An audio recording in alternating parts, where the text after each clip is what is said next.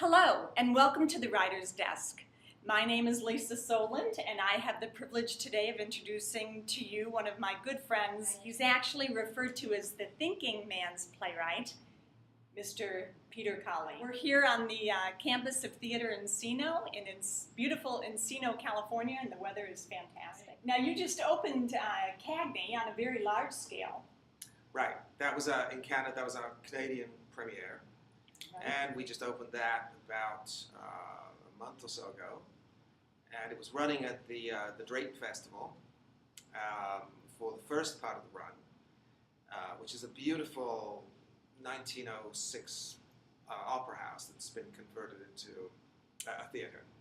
And then for a complete change of style, we moved to, it's actually a bigger theater called the Huron Country Playhouse, which is in a resort area on the shores of Lake Huron.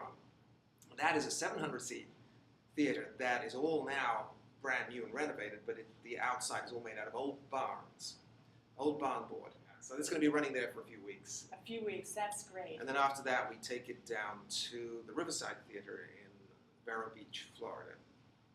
Which is so back to Florida again. Back to Florida. Right. And where was it playing when you ran the? The premiere was in Palm Beach. Palm Beach. Right. And because we did, we sold it out there, and that was a smaller theater. It was only a 250-seat theater. This one is a 700, so we can finally, try to exploit the people who couldn't get in on the first production. Now, it's the Carbonell Award that they give down there in Florida. That's is that the right? Florida Theater Awards. Right? Now, I heard a rumor that Cagney got the best new work. Wow. Which is kind of cool because in Florida you go up against straight plays as well as musicals. It's not like best musical or best play. They just have best new thing. Production. Right. Work they call it. So yes. We got that, much to my surprise and delight. Wow, fantastic. It just shows that in showbiz, a lot of it is once you've cast your bread upon the waters, you never know what's going to come back. Because I would never have written a musical about the life of James Cagney had I not written something else completely different and happened to go and see it one day. Right, but what a great man he was. He wasn't as he appeared in his films. I mean, I did a little research on his life. I mean, he owned some land up in the Simi Valley area, didn't he? That's right. He loved horses, and he had horse ranches, and he was an incredible man. Actually, the more I studied him, the more research I did, the more I realized, my God, this guy was really an amazing man. He was decent, he was honorable.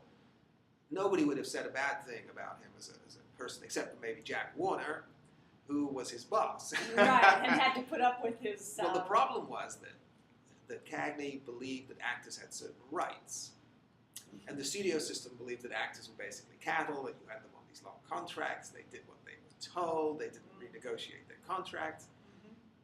Jimmy Cagney thought that was not the ethical way an actor should be treated. And he was the first actor who successfully walked out of Hollywood. And he did so very early in his career, when it could have been disastrous. Mm.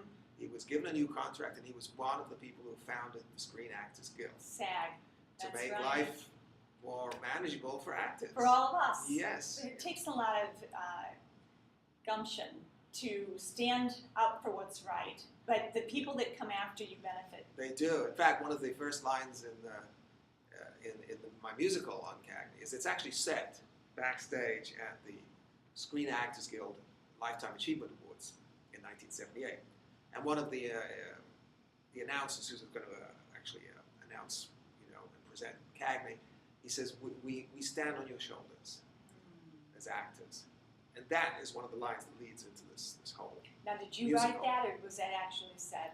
No, I don't think it was said. I think I made it up. You made it up. That's wonderful. It's so long ago, but yes. Could you write my speeches? There's two really good long speeches at the end of the show, which I pretend come from the Screen Actors Guild. Well, they don't. They don't. They come from Peter Colley. Well, except for one line that I did take from Cagney's acceptance speech, where he said, I just want to remind everybody out there that I never said, you dirty rat. I did your mother. Everybody thinks he said that line, and he claims he never said it in any movie. Well, that's like Casablanca. Yeah, Humphrey Bogart never nobody said, said- play it again, Sam. That's right. What does he actually say? I think it's actually Ilse who says, play it, Sam. Play as time goes by. Oh. So nobody actually said, play it again, Right. Sam. What happens, I think, is the public tends to sort of shorten it and make it encapsulated to the point where it makes perfect sense to them. You know, like that great Shakespeare line, she doth protest too much, you know, which people use all the time. And actually, it's totally out of context. It's not what it meant at all in the Shakespeare play. But we use it. You've had quite a career. Looking back from where you are now, does it make sense? Why do you think it is that you became a playwright? Well, that was fairly easy because when I was about 7 years old, like most British children, I was taken to see an English panto, which is a big Christmas pageant that's done every year, and it's full of music and songs and comedy sketches, all around a story like Aladdin or Cinderella. There's some very British stories like Dick Whittington and his cat. You were trying to talk us to theater and cinema. I was. We should do that. Absolutely, they're so much fun. I mean, people do them in a way, they just don't call them that. They do like these Christmas shows, like big musicals around Christmas time, and people go see them. But in England, a whole generation of young audiences are trained on English panto.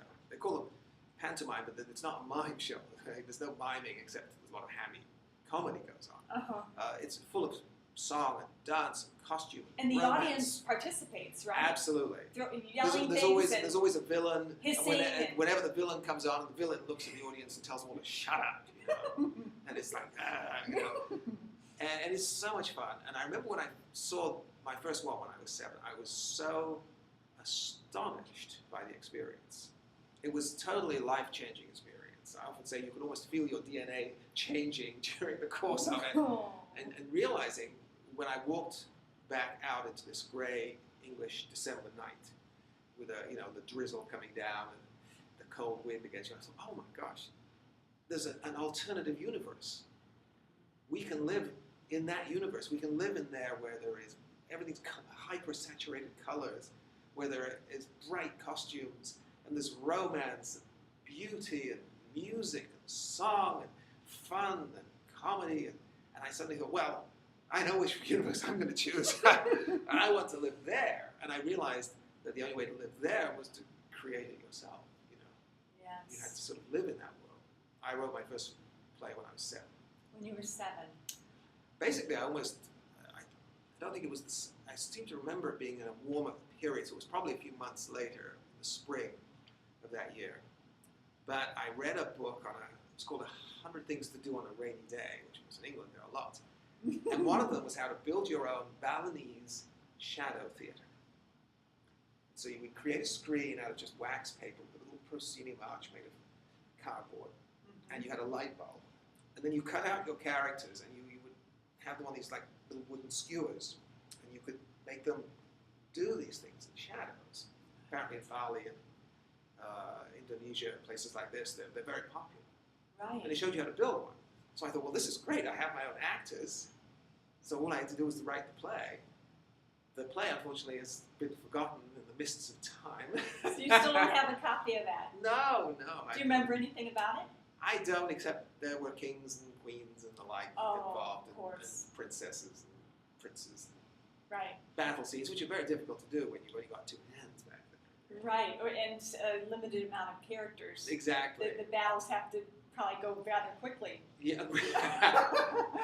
But what's so funny, though, is we were on an air base. This was the one in Buckinghamshire.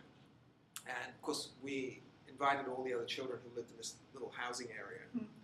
And, of course, we offered them free, lemonade, cookies and stuff. So we went full house. Can you imagine? So you didn't charge then? Oh, I don't think so. No. I know I put signs up in the neighborhood. Yeah. But I doubt if I would. Well, maybe I did. Quite good at probably a penny if it was anything. But we had a good house and everybody loved it, and I was the center of attention for the first time in a long time. So it had everything that a budding young playwright wants. Wow.